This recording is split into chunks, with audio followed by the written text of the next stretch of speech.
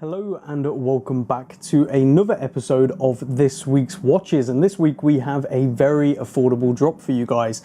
Everything you see on the table is under £1,000 and some considerably under £1,000. Now, like almost every single week, there were more watches than what you see on the table that was supposed to be here, but you guys and girls seem to just buy them up before they even get here. So we did have a really gorgeous Cartier Must, the new tank, in blue, and that flew out straight away, which I'm not really surprised about. It is a beautiful looking watch. And then just more pieces as well have gone in and out. So as always, make sure you are following on Instagram at Kibble Watches. We showcase everything that's coming soon. And if you go on our stories and you don't see stuff that's coming soon, on our profile there is a highlights called Coming Soon, and you'll see all the watches that are going to be coming up. And I do want to apologise if I look a bit sweaty and out of breath. The reason being, I'm getting the new office sorted, and you guys and girls are constantly asking about it, and I really appreciate your enthusiasm. But it isn't going to be ready until sort of mid-September.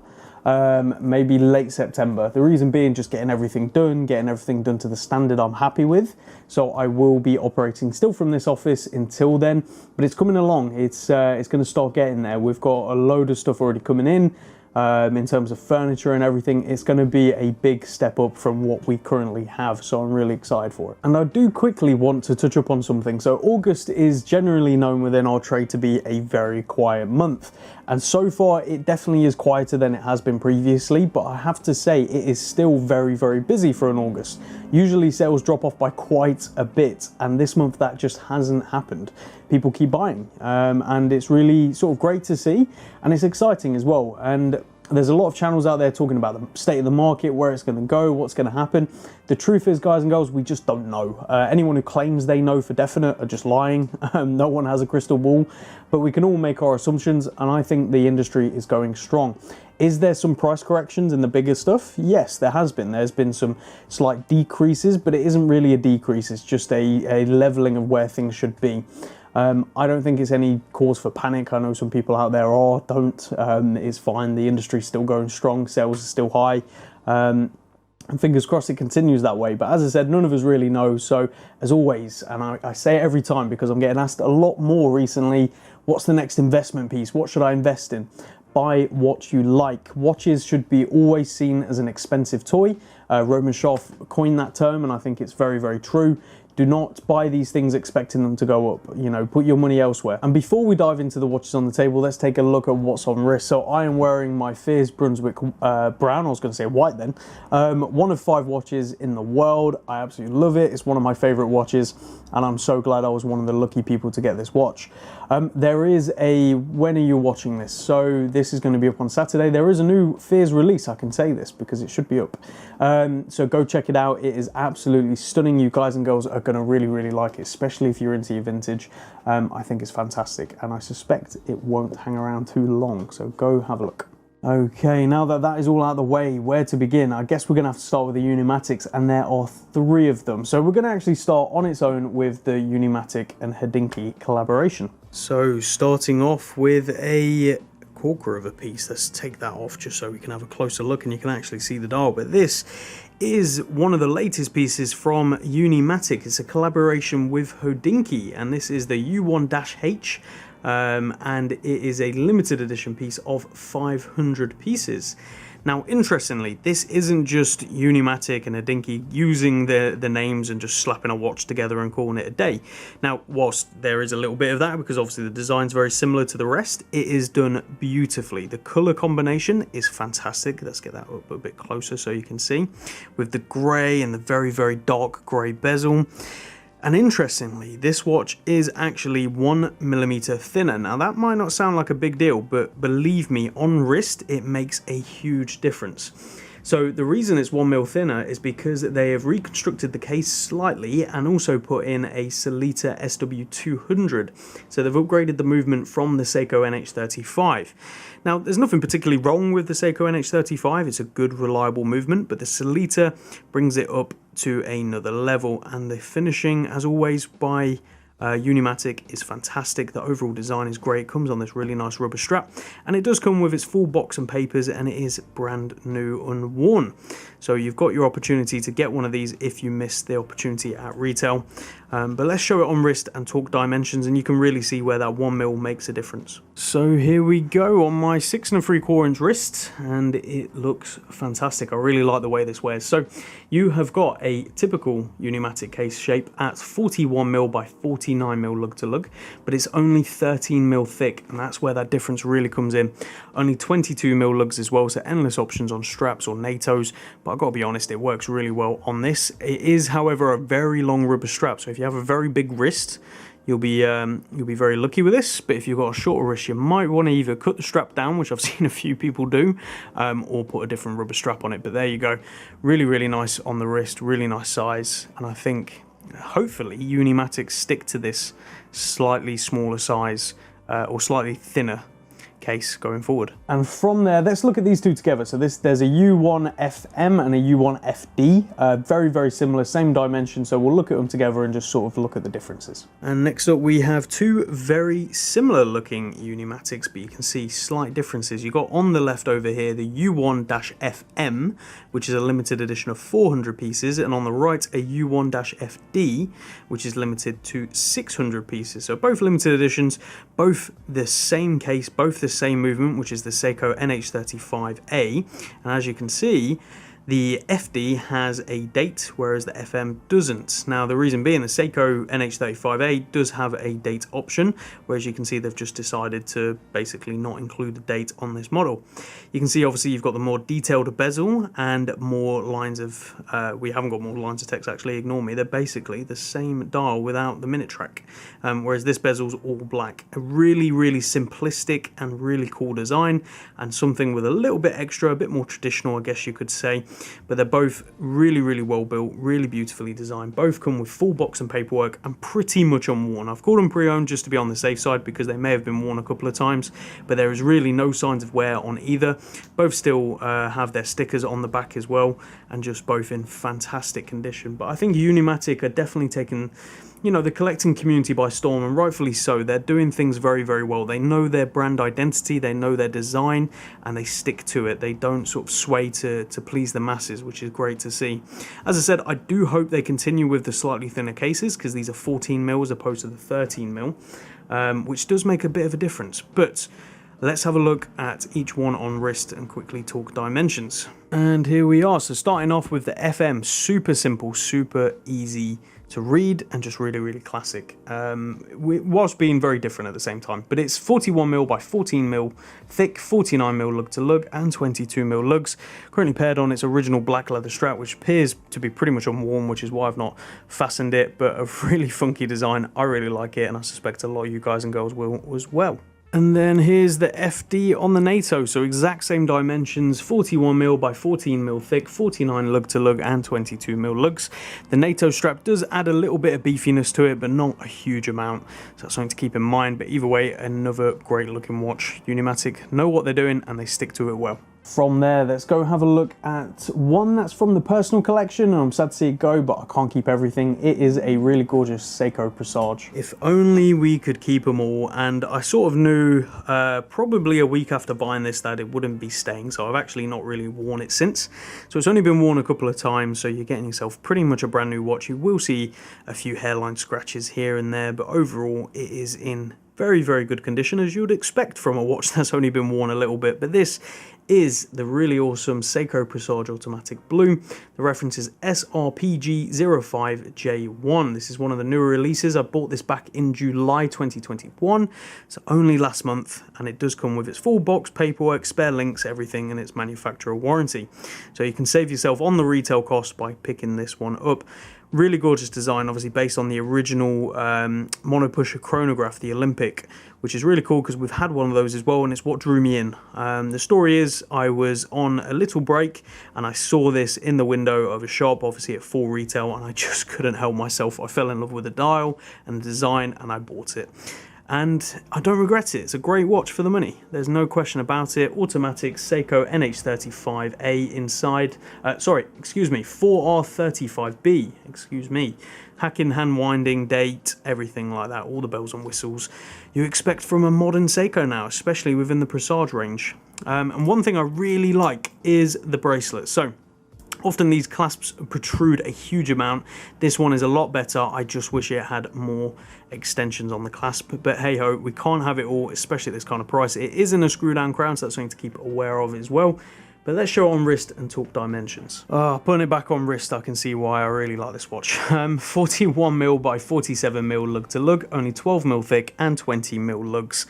It really is a perfect all-round watch. You could wear it daily. It's got a really gorgeous shade of blue.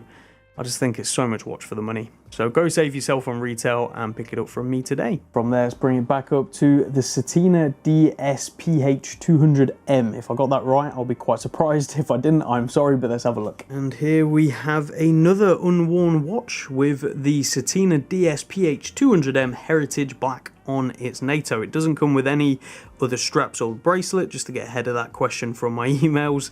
It does come on its Certina NATO, and it is in unworn condition. Anywhere you see on the NATO is just where it's been fastened to the cushion in the box.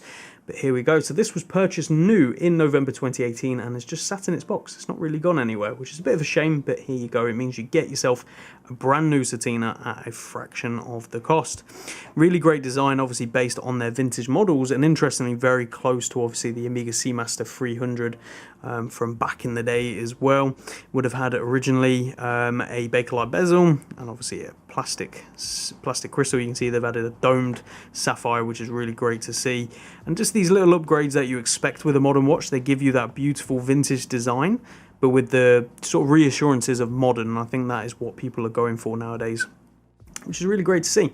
But inside here is the automatic Powermatic 80.111, which is the 80-hour automatic power reserve movement within the Swatch group. It's used across the board with multiple brands, and obviously Certina have it here in this watch. It is a reliable, automatic and high power reserve movement, so you haven't got to worry if you're going to wear it for a few days and then take it off for a day or two. You can pick it up and go just the same. But let's put it on wrist and talk dimensions. And here we go on my wrist. So it's definitely not a small watch, but it isn't huge either. It's 42mm by 52mm lug to lug, so it is over that 50mm I always talk about, but for some reason I feel like my wrist can support it. 12.5mm thick, which I think helps with it, and 20mm lugs. So those smaller lugs really bring it in, which is quite surprising. But you can imagine it on a black tropic rubber. I think that would look fantastic. But either way, really good looking watch, which isn't surprising considering the history and heritage it's designed from. So go check this one out on the website for a bargain. From there to the Tissot Seastar 1000, I believe I got that correct, but a gorgeous watch. Let's take a closer look. Next up is this awesome Tissot. So I remember working at retail when this watch first came out, and I remember the fact we couldn't keep these in stock. And it sounds crazy to say that with a Tissot, but we're seeing it again with the PRX. When this first came out, we could not keep it in stock because people were just buying them straight out the window straight away as soon as we got them in, and we actually had a small waiting list, like a list of people to call as soon as they came back in stock.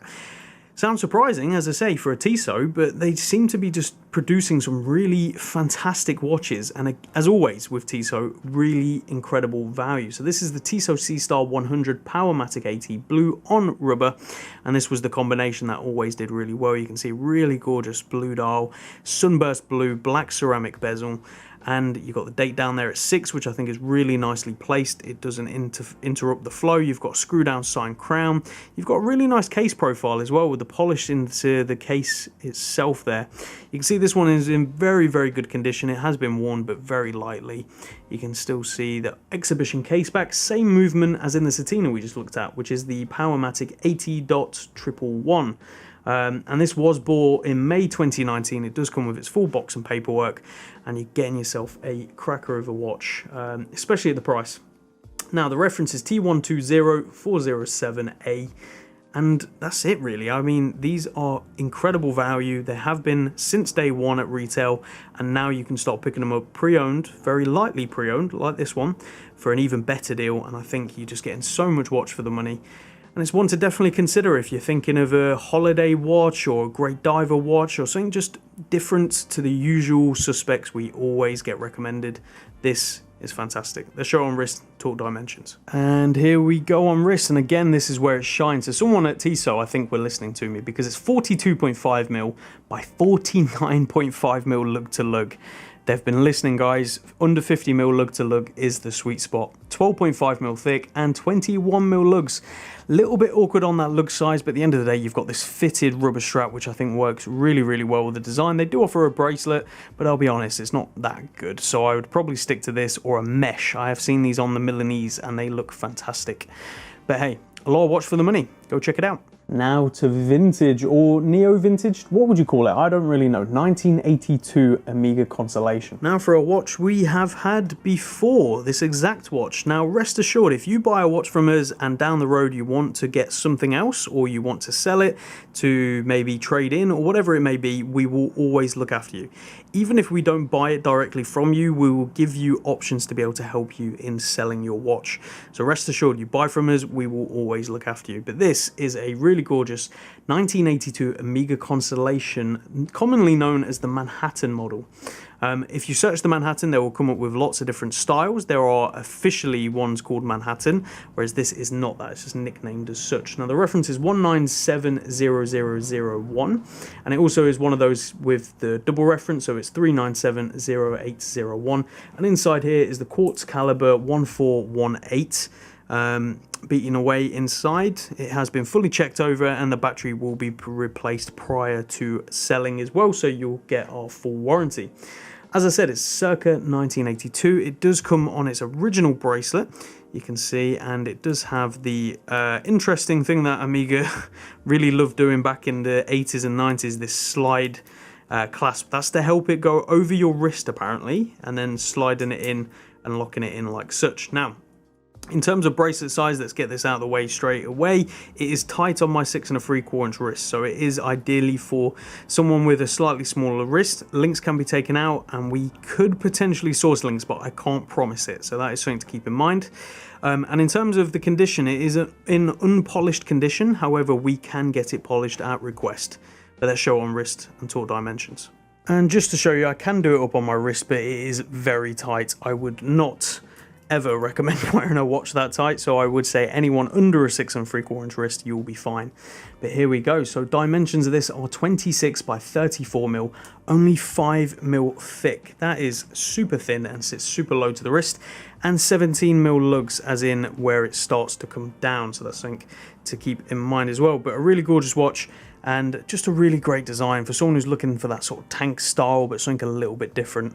This is for you. You can see that black Roman outside which pops when it hits the light and it disappears in some light as well. But a really great design and a really great watch.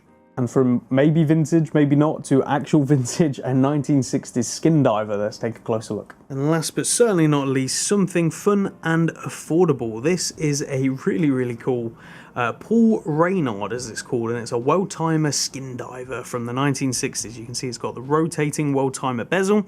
You can see the dial has been refinished, but it's been done professionally and it looks really, really nice. You've got that striking orange there, the orange in the second hand. You have got a date. And overall, just a really nice looking watch for not a lot of money at all. Now, one thing to make note of is this is a chrome case with a steel back. So what that means is the case is chromium plated, so it will show signs of wear, especially considering its age from the 1960s. And beating away inside it is a very reliable manually wound AS caliber 1803. So you haven't got to worry there. You've got a reliable movement backed by our warranty. And as I said, it is from circa 1960s. Just great design, great looking watch paired on this really nice tropic rubber strap. And just a lot of watch for the money. But let's show it on wrist and talk dimensions. And here we go. This is where the watch really shines through. So this is 36.5mm by 41.5mm, only 11mm thick and 18mm lugs. It's just a hell of a lot of watch for the money, as I've said probably 55 million times now, but you get my point. It looks great. It's a skin diver, 1960s, so go check it out. So there you have it, guys and girls. That is this week's drop. 8 relatively affordable pieces, all in under £1,000. And just great selection from modern to vintage to everything in between. And as always, make sure you go check out the rest of the watches we have on the website. We have a lot of watches at the moment. It's fantastic to see, and the selection is incredible, ranging from independence to vintage to just awesome rare pieces and everything in between, even some mainstream heavy hitters as well, as they're called. And as always, if there is a specific watch you are looking for, we can source it for you. Now, do keep in mind, because we're getting asked this a lot, If it is something very obscure, very rare, very hard to find, it will take longer. It's not something we can put a call out and probably get you within a week. Whereas if you want something a bit more mainstream, let's say you want a no-date Submariner ceramic, we can get you that probably pretty quick. So be aware of that, but also be understanding it has to be within the market prices. We can't all of a sudden magically pull a Daytona at retail out, you know, that just doesn't happen. So keep these things in mind, and just get in contact, we can help you. So I hope you all enjoyed this video, and we are going to start having more updates on the office as time goes on, probably once we hit September. We have got a busy August ahead, so I hope you guys and girls are looking forward to it, and just keep well out there, keep safe, let's keep being smart, especially as we're starting to really see things fully open up again, and it's good to see. So anyway, we'll see you all again soon. Take care.